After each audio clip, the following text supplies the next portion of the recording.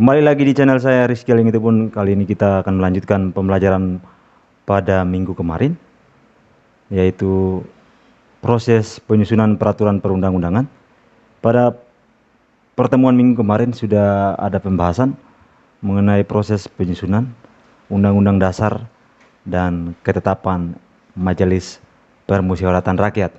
Nah, untuk pembelajaran kali ini kita akan belajar di bagian yang berikutnya, peraturan yang berada tepatnya di bawah Undang-Undang Dasar dan ketetapan MPR, yaitu Undang-Undang dan Peraturan Pemerintah Pengganti Undang-Undang, dan yang berikutnya adalah Peraturan Pemerintah.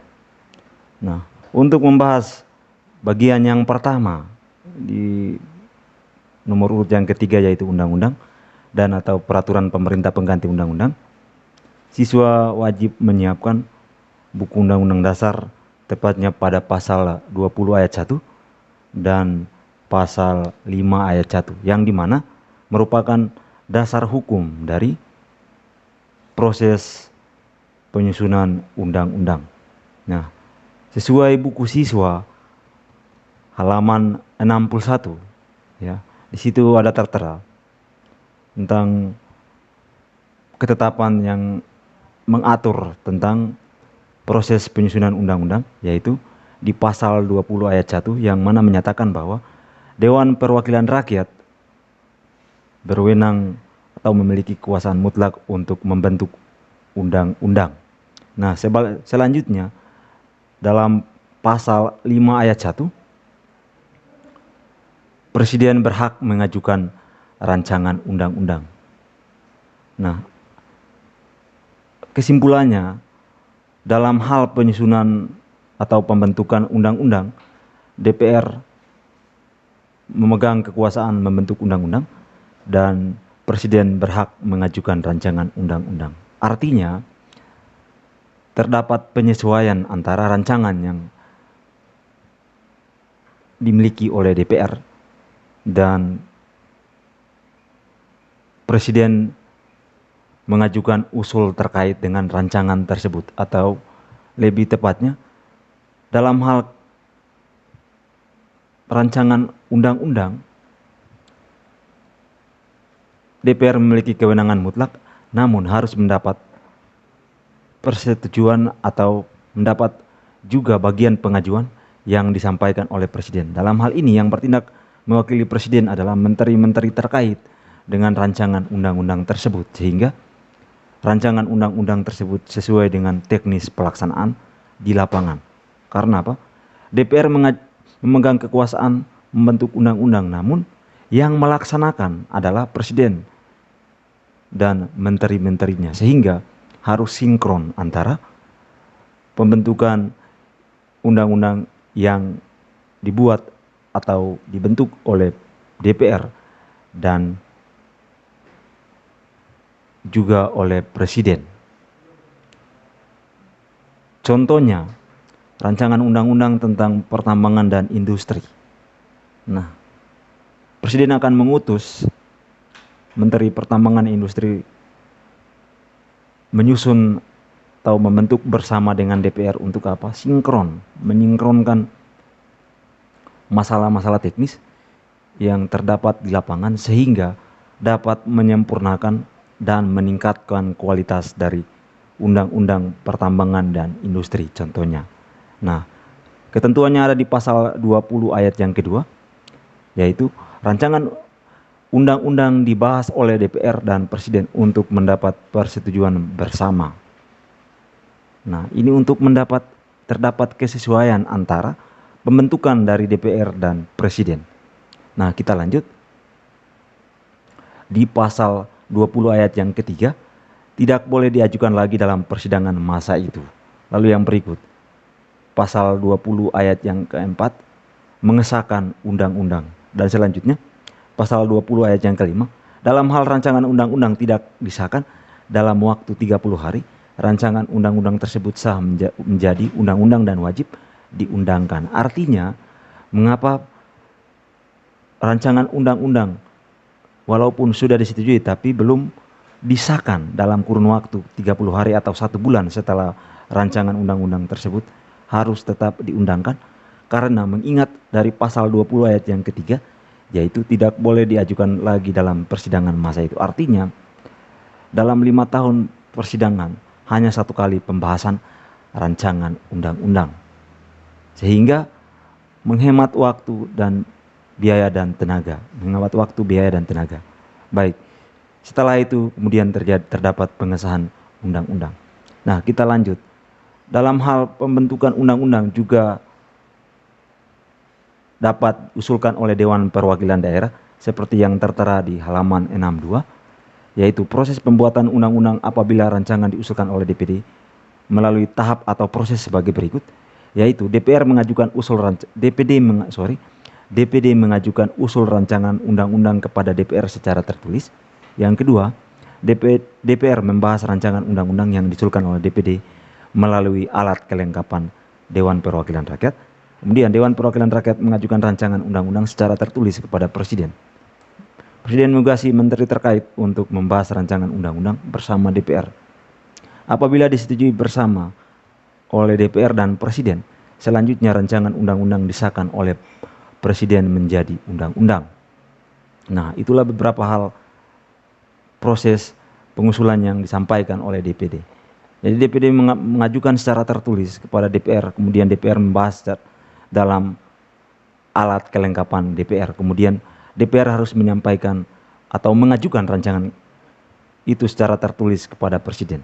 Dan jika disetujui DPR dan Presiden, artinya selanjutnya rancangan undang-undang disahkan oleh Presiden menjadi undang-undang. Kita lanjut. Yang berikut adalah peraturan pemerintah pengganti undang-undang. Sesuai dengan ketentuan pasal 22 ayat 1, 2, dan 3 yang memuat ketentuan sebagai berikut. Presiden berhak mengeluarkan Perpu dalam hal ihwal kegentingan yang memaksa. Lalu yang berikut, Perpu harus mendapat persetujuan DPR dalam masa persidangan berikutnya. Yang berikut, apabila Perpu tidak mendapat persetujuan DPR, maka Perpu harus dicabut. Dan yang berikut, apabila Perpu mendapat persetujuan DPR, Perpu ditetapkan menjadi undang-undang. Nah, ada beberapa hal yang membedakan Perpu dan undang-undang. Kesamaannya adalah Perpu dan undang-undang kedudukannya sama. Namun ada beberapa perbedaan, yaitu dari lembaga pembuat, Perpu dibuat oleh Presiden, sedangkan undang-undang dibuat DPR bersama Presiden. Dan juga waktu penetapan undang-undang secara normal dan melalui proses yang lama. Lalu yang berikut, waktu penetapan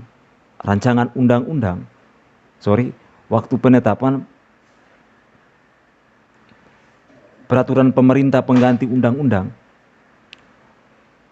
dalam keadaan mendesak atau keadaan darurat. Untuk apa?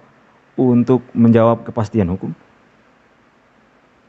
dalam rangka membatasi ataupun melihat hal yang tidak dapat kita lakukan pada saat normal. Contoh, Perpu dibuat untuk contoh COVID-19 atau COVID-19.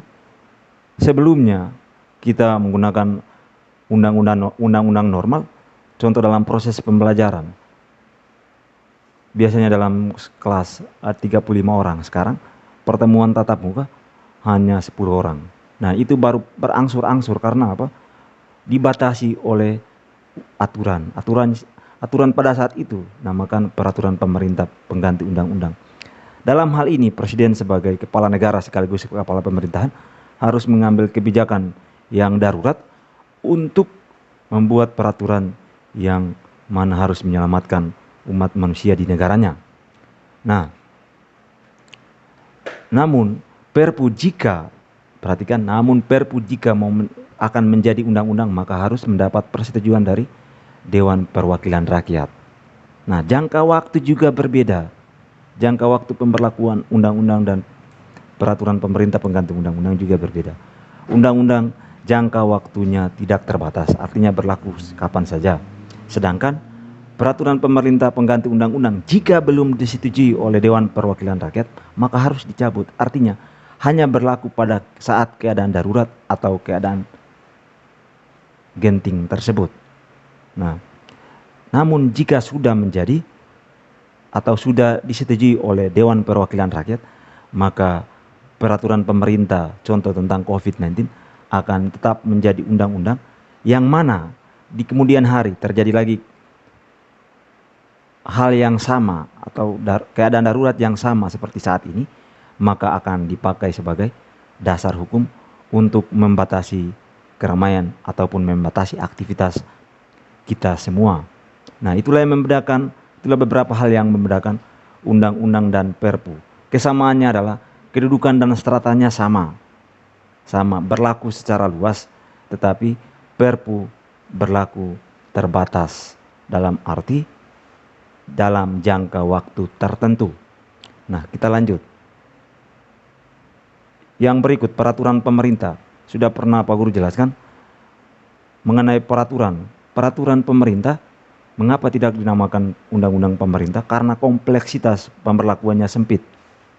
Peraturan pemerintah hanya berlaku di wilayah pemerintahan dan juga disusun oleh kementerian dan lembaga kementerian yang ada dalam wilayah lingkup pemerintahan.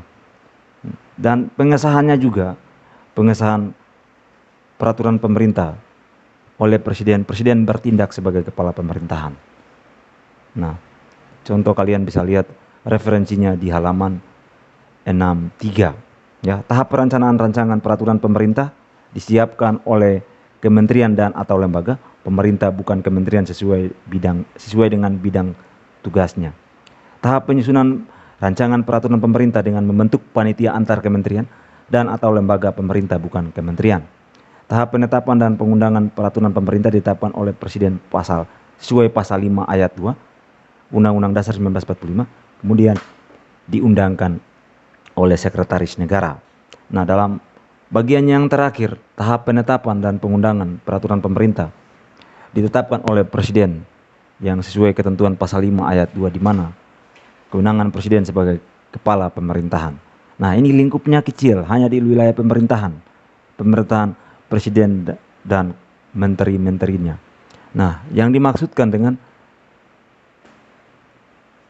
lembaga kementerian non kementerian itu adalah contoh LSM yang bergerak di bidang yang sama, ya, lembaga non kementerian contohnya LSM atau organisasi aktivis masyarakat yang bergerak di bidang yang sama untuk menyusun rancangan atau rambu-rambu peraturan pemerintah sesuai dengan kementerian tersebut.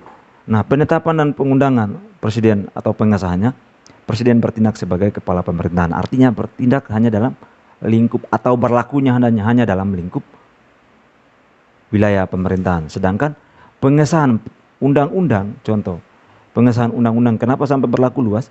Karena pengesahan undang-undang presiden bertindak sebagai kepala negara.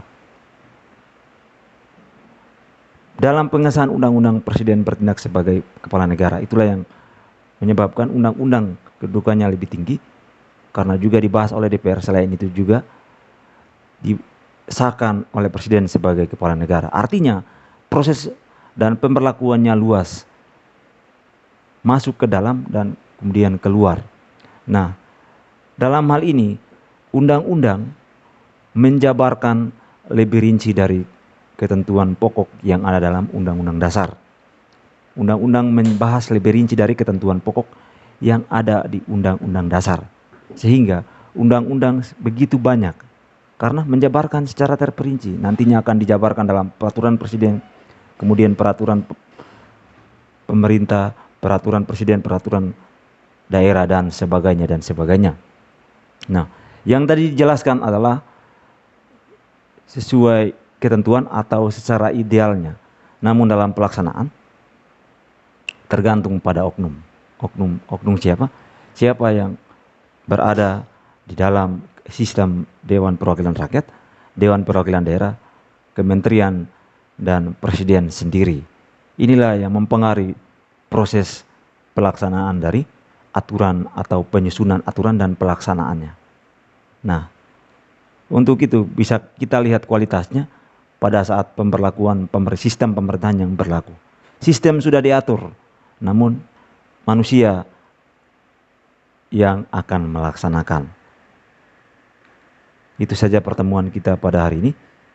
Sekian dan terima kasih. Selamat.